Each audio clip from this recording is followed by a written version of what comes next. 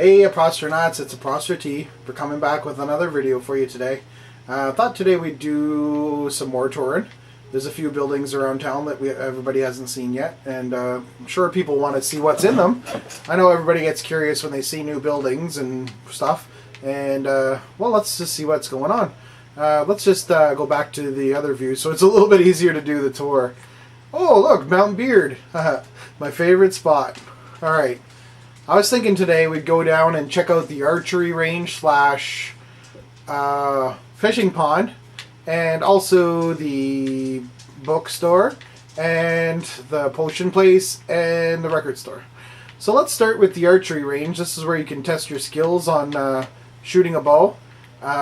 Usually I have bows in the dispensers, but it looks like they're all gone. I'll have to use my own bow, which is an infinite bow, but I wanted to... Let me see if I have any string nearby real quick. Now, let's go check the house garbage can. There might be some string in there. Ooh, some animals to kill on the way.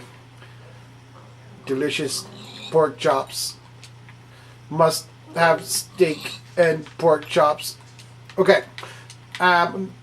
Just coming over here quick to see if I have any string to make a bow. No string. Alright, we have one other dumpster we can check. I'm not going to go inside my house because then you guys would see my stock room. Ooh, secrets. Maybe someday.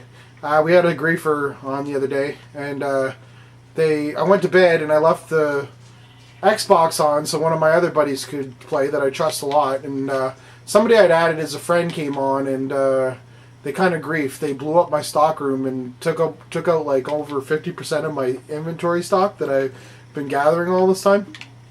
A little bit of a bummer, but I did find out who it was, and they have been taken off the friends list, so they won't be able to join the game. And I'll go back and add a bunch of people that I took off because I didn't know who did it at first. But then I did figure out how to go check my my player log so I could see who did it. Anyways, we'll do it with the infinite bow just to show. So basically those targets over there, they have the buttons on them, and if you shoot the bow right, you see if you hit it, the light comes on. Normally if you're using a regular bow, you can go collect the arrows and you know, keep practicing. But with the infinite bow, you can't collect the arrows, so you have to wait for them to despawn.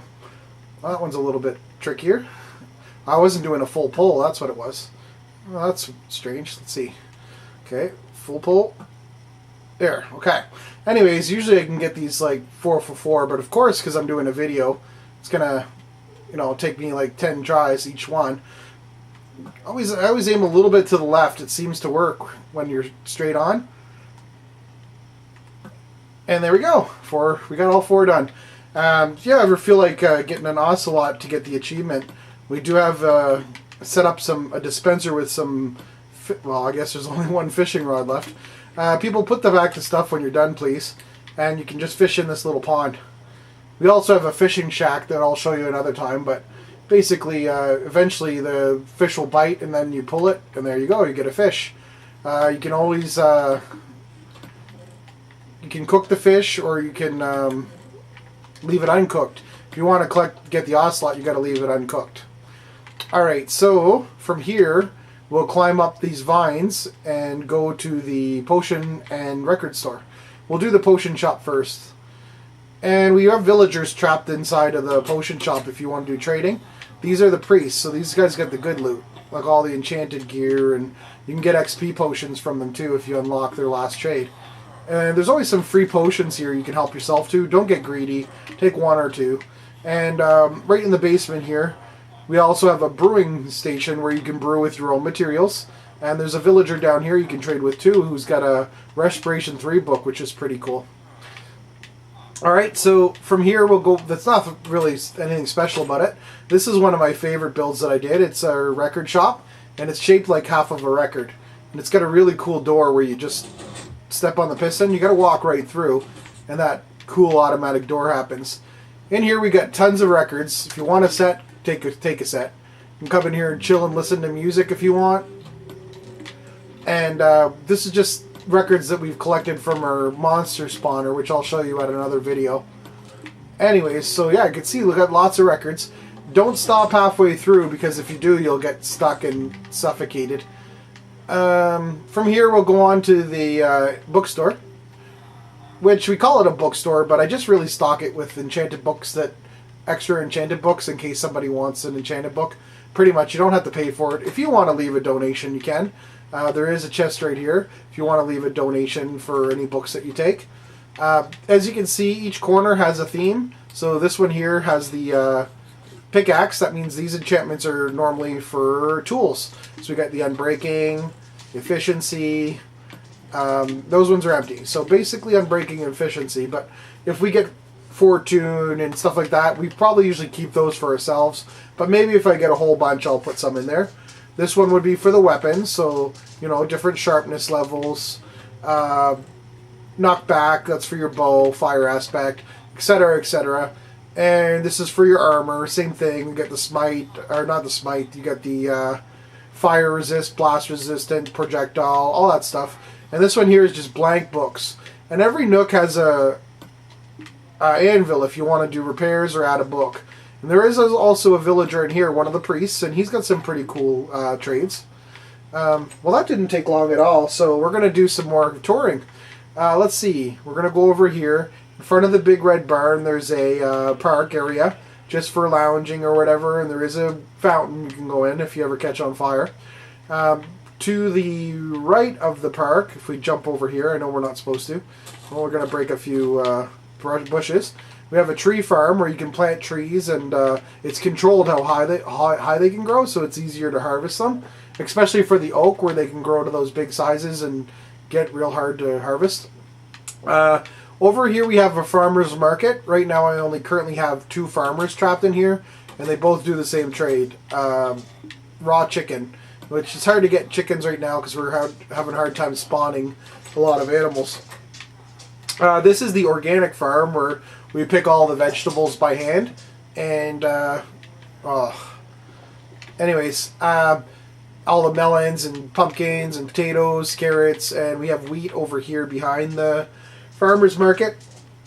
A decent sized wheat haul, and also behind that we have the cacti to make some green dye. As you can see, I have some made and some cactus harvested already. And so we're going to go over to the blacksmith, and I'll take you to the other farm, which is the automatic farm, where everything's pretty much automated, and that's what we call the non-organic food, because it's so automated, it's impersonal, and it's grown underground, so it's not free range. I know that's silly, but that's just how we qualify it. And basically, we go in the glowing anvil, which is what I named this blacksmith shop, and there's a basement you can go to, and you can ride the rail right down the stairs, and it brings you down to the automated farms. So this automated farm here is for well, it looks like somebody harvested but didn't replant. So here you can plant wheat, carrots, potatoes, whatever you want to plant, and please always replant something. I think we were working on wheat, so I'm going to go get some wheat seeds and replant while we're here. So next time we come, we'll have a harvest. And always replant, because then the next player who comes will have, you know, have it ready so they can harvest. And there is stuff harvested over there. If you need food, please take some. Don't take it all. Don't be greedy again. But it's always good if you're going to take some to harvest. Do some work. Contribute.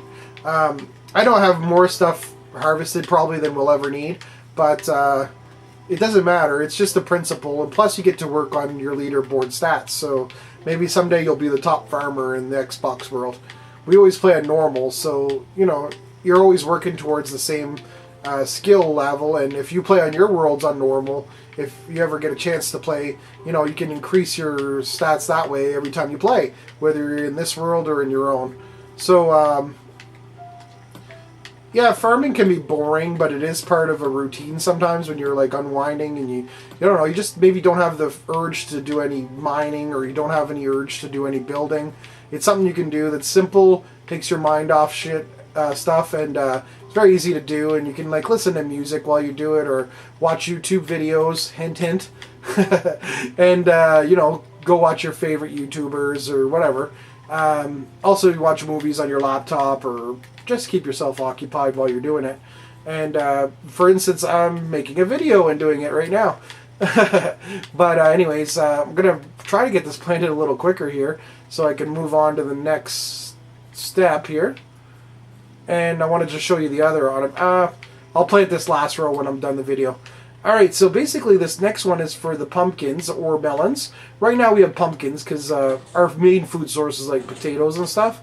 So we don't really need melons, and we got a bunch harvested already. And pumpkins are very helpful as a light source. You can use them as jack-o'-lanterns, and you can put them underneath water. And they also don't count as an air block. Like when you have glowstone, it counts as an air block. So if you use it in the floor and you're trying to get spawn rates for slimes, for example, it takes away from the spawning areas that are available because the glowstone's considered an air block.